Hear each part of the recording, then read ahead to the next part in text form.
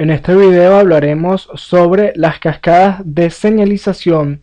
que surgen una vez que el glucagón, la adrenalina y la noradrenalina se unen a sus respectivos receptores de membrana y activan a diversos segundos mensajeros. Recordemos que el glucagón es una hormona polipeptídica secretada por las células alfa de los islotes de Langerhans en el páncreas en respuesta a una disminución de las concentraciones plasmáticas de insulina. Es una poderosa hormona neoglucogénica y cetogénica que al unirse a sus receptores celulares en el hígado, su tejido efector más importante, activa el segundo mensajero adenilato ciclasa. Vemos también o debemos recordar que la adrenalina y la noradrenalina son catecolaminas secretadas por la médula de la glándula suprarrenal y ejercen los mismos efectos que el glucagón, pero hacia otros tejidos efectores como es el tejido muscular y el tejido adiposo.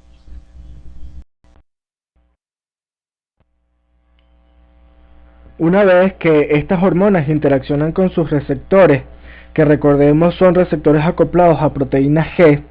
estos sufren una alteración en su estructura tridimensional, es decir, se genera un cambio conformacional que ocasiona cambios en la concentración de ciertas moléculas en el interior de las células. Estas moléculas son denominadas segundos mensajeros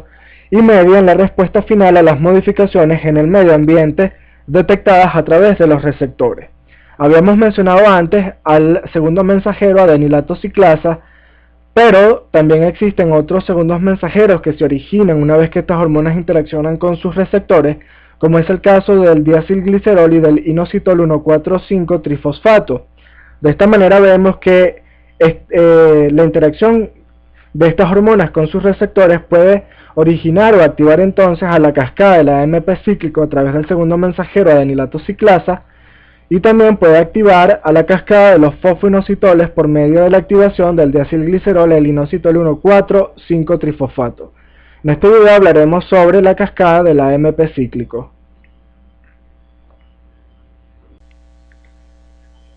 Tanto el glucagón, la adrenalina y la noradrenalina son secretadas o comienzan a ser secretadas durante el periodo posabsortivo,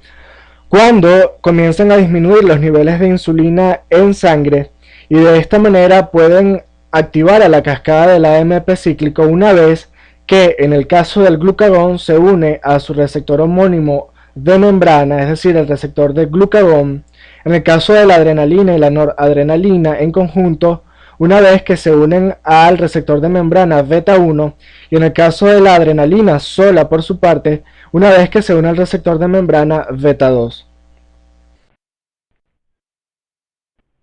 Cuando el glucagón o adrenalina se unen al receptor de membrana, ocurre un cambio conformacional en el mismo que le permite interactuar y unirse a alguna proteína G que se encuentre cercana a él. Y recordemos entonces que las proteínas G son un heterotrímero constituido por una subunidad alfa, una beta y una gamma, que cuando se une al receptor ocurre la disociación de GTP por GTP. Cuando el GDP es sustituido por GTP, la subunidad alfa de esta proteína G se activa y entonces se separa y disocia del complejo beta-gamma de la misma. Esa subunidad alfa activada de esa proteína G entonces se une, interacciona y activa a la adenilato ciclasa, que es un segundo mensajero que va a promover la síntesis de AMP cíclico y de pirosfosfato a partir de ATP y magnesio. Una vez que se ha formado el AMP cíclico, este va a difundir al citoplasma y va a interactuar y a unirse y a activar nuevamente a otra proteína, que en este caso es una proteína quinasa dependiente de AMP cíclico, que es un heterotetrámero constituido por dos subunidades reguladoras y dos subunidades catalíticas. Lo que ocurre es que ese AMP cíclico que difunde por el citoplasma se une a las subunidades reguladoras de esta pKa, también denominada de esa forma pKa, y actúa como un regulador alostérico positivo que promueve la separación, la escisión de las subunidades reguladoras de las catalíticas. De esta manera, queda expuesto el sitio activo de esta proteína quinasa dependiente de AMP cíclico, que son las subunidades catalíticas, quienes van a ejercer la función de esta proteína, fosforilando a proteínas y enzimas en residuos de treonina y serina. Esto es muy importante porque permite la regulación de enzimas claves en numerosos procesos metabólicos, como es el caso, por ejemplo, de la glucógeno fosforilasa o de la glucógeno sintasa en el metabolismo del glucógeno, o también, por ejemplo, activa a la lipasa sensible a hormona durante el proceso de lipólisis en el tejido adiposo. El proceso de finalización de la cascada de señalización del AMP cíclico comienza cuando la actividad intrínseca GT-pasa de la subunidad alfa de la proteína G se activa y entonces promueve la hidrólisis del GTP, que se encuentra asociado a la subunidad alfa, que a su vez está unida a la adenilato ciclasa activándola, y se forma GDP más fosfato y conlleva a la disociación de esta subunidad alfa de la adenilato ciclasa y a la reasociación de esa subunidad con el complejo beta gamma de la proteína G. Por otro lado, lo siguiente que ocurre es que al no estar activa, la adenilato ciclasa deja de producirse AMP cíclico a partir de ATP,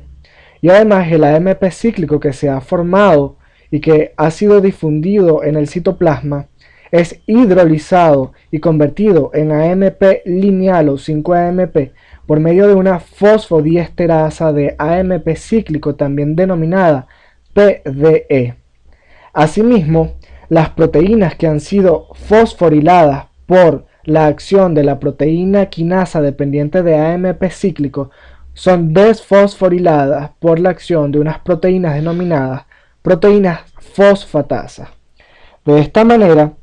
se cumple un requerimiento crítico y elemental para los segundos mensajeros,